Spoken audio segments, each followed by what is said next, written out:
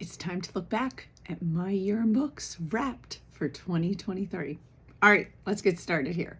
First, I want to make sure I mention, in case you don't know, because you might start to wonder why I read so many children's books, I teach online book clubs for kids for ages 8 to 10 and 11 to 13. So as a result of that, I'm automatically going to read 16 fiction kids books and at least 29 graphic novels. You'll see that I read more because I'm researching for my book clubs, but you're going to see a lot of kids books in here and adult books because I was about 50-50 this year. Speaking of which, my goal for this year was to read 100 books and totally not it all up at the end of the year. I'm at 105. This includes kids books, adult books, graphic novels, which are mostly kids, all of that. All right, let's look at the breakdown. So of the 105 books, 51 were adult books and 54 were kids or teen books. I will say there was one or two young adult books that I put in the adult book section because they didn't feel the same as all these kid and teen books. I've read one or two kind of heavy young adult books. All right, let's continue on. Of the 51 adult books I read, this is the breakdown of the genre. I'll try to move it a little closer for you. One of my goals for 2023 was to read memoirs. So you will see I achieved that goal because about 23% of the adult books I read are memoirs. It's also really obvious that my favorite genre when I am just like free reading for fun is mystery and thriller books. One of the weaknesses, you see, I don't love fantasy. I have some fantasy series I love, but in general, that is not what I gravitate toward. I would like to improve the nonfiction. So the nonfiction section here, the memoir, this is actually just a nonfiction. I know memoirs are nonfiction, and the theology books I've read were nonfiction. But in general, we'll talk about that when we talk about my goals for next year. Okay, let's look at the breakdown on the kids' books. So of the 54 kids and teen books that I read, you'll see most of them actually fall into realistic fiction and fantasy. That tends to be where I draw my titles from for my kids' book clubs, but I do have some nonfiction, sci-fi, historical fiction was low. That was really low in the adult section as well. Not the genre I naturally am drawn to. And I did do some mystery thriller books for kids as well. All right. Of those 53 kid and teen books, I thought looking at the format was interesting because that's where my format varied the most. So we had graphic novels, which you can see actually consumed the majority of those 53 kid and teen books. And then we had just chapter books. And I had 2 free verse poetry books, novels in verse last year. All right. I had one book last year that stands out that I did not finish. It was not something I was interested in continuing to read. And that is a memoir. All right. And it was Madly, Deeply, The Diaries of Alan Rickman. It just wasn't what I expected. After his death, like he did not write a memoir and somebody did not compose a memoir or a biography about him. They took like his journals, like if somebody took like my moleskin journals and they published the texts from them. So they were literally like almost like little bulleted entries of his day-to-day life. Maybe it got really interesting. Maybe that's really interesting for some people. It was not a composed story about him. And it said in the prologue, they didn't even know, like they didn't have permission to publish them from him, nor did they know if he would have wanted them published. So it all just felt very awkward and weird, and I did not finish reading it. Okay, because my focus in 2023, I have a hard time with favorites. So I was not going to do a favorite book. I could never pick a favorite like mystery or thriller because I read them like candy. So I don't even always remember the plots because I'm just buzzing through them to enjoy the moment. But since my focus was memoirs, I thought, you know what? I'll share with you 3.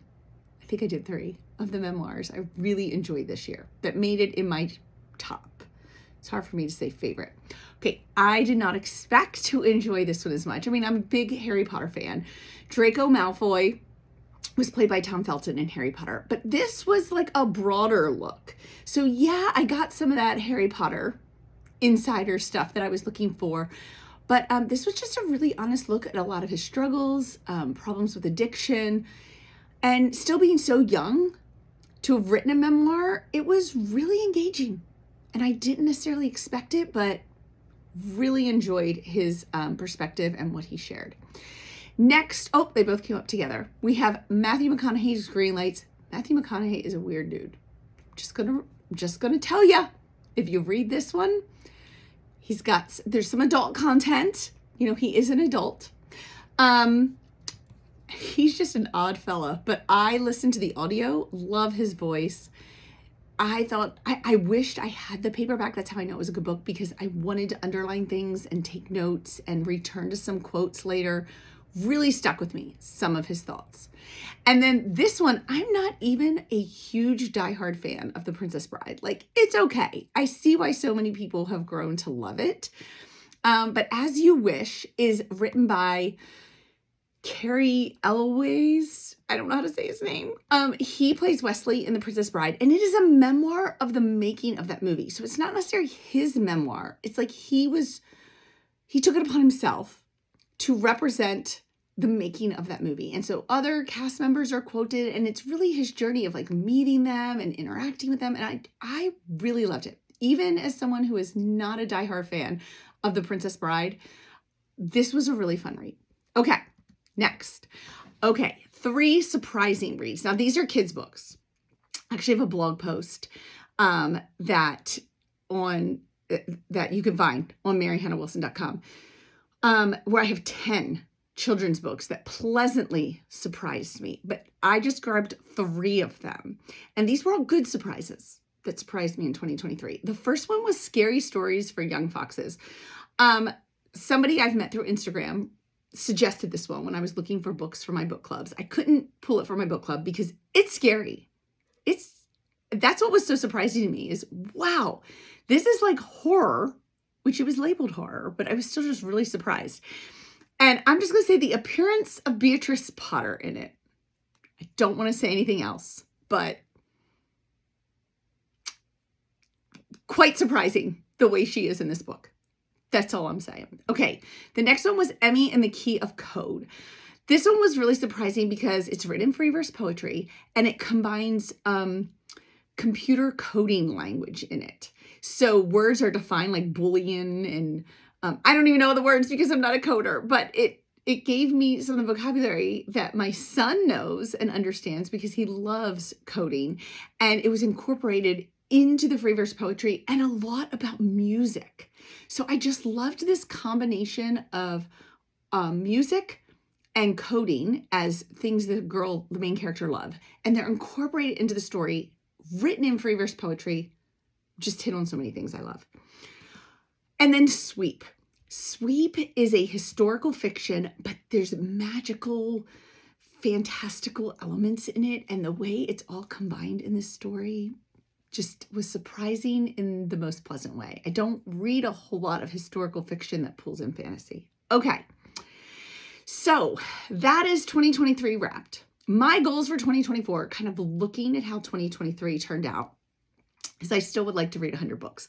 Seeing as that about 50% of them for me are children's graphic novels and books for work, I think that's still easily an achievable goal. I'm not going to make it higher because I think that's a pretty high goal already.